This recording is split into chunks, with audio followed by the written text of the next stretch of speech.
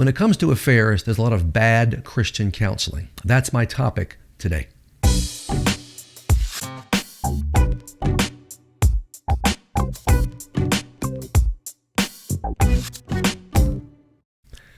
Welcome back to Ask Dr. Clarke.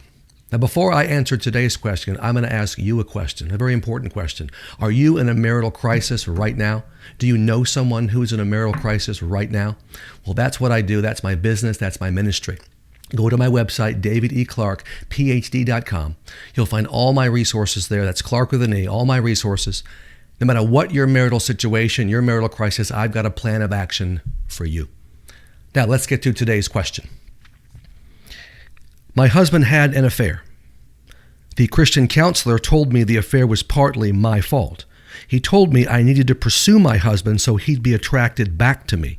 He told me to not be angry, to forgive quickly, and to not bring up the affair again. Is this the right advice? No, it is not the right advice. It's a complete and utter disaster, and frankly, a catastrophic disaster.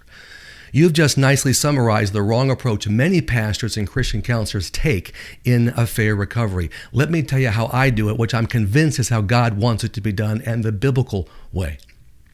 1, the affair is 100% your spouse's fault. Not 90, not 95, 100%. Any sin is always 100% the sinner's fault. God doesn't allow us to take any blame away from ourselves and put it on someone else for a sin that we commit. 2, you don't pursue your husband, he pursues you. He's the one that committed adultery, you didn't.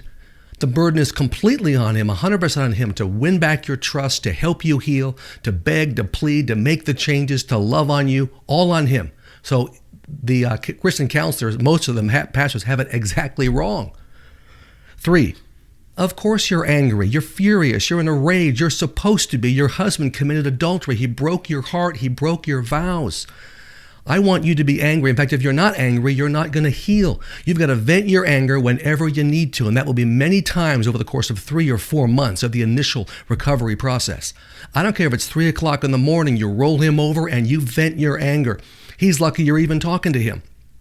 So anger is healthy, it is normal, and it needs to be expressed. 4, you couldn't forgive quickly if you wanted to. That's not how God made us psychologically. Plus, in the process of healing, God gets what he wants. Your husband will change, you will change, your marriage will change, and you both will be closer to him. So forgiveness takes time and effort. It's a process. It cannot happen quickly. And 5, you should bring up his affair whenever you want to. In fact, my process, I give carte blanche to the victim of the affair to ask questions that the other spouse has to answer honestly every time, to vent anger, to vent hurt, to vent rage, to vent betrayal, disgust, lack of respect. You'll have many conversations like this over 3 or 4 months, particularly. And any time is a good time to have these discussions. You don't just slip by this and not bring it up and focus on the marriage. The elephant in the room is the affair, is the adultery. Now, for my entire affair recovery program, get my book, I Don't Love You Anymore, What to Do When Your Spouse Says, I Don't Love You Anymore. You probably can tell I'm not in the mainstream of Christian counseling when it comes to affair recovery. I don't care, because I'm in the mainstream of what the Bible teaches about recovery from sin.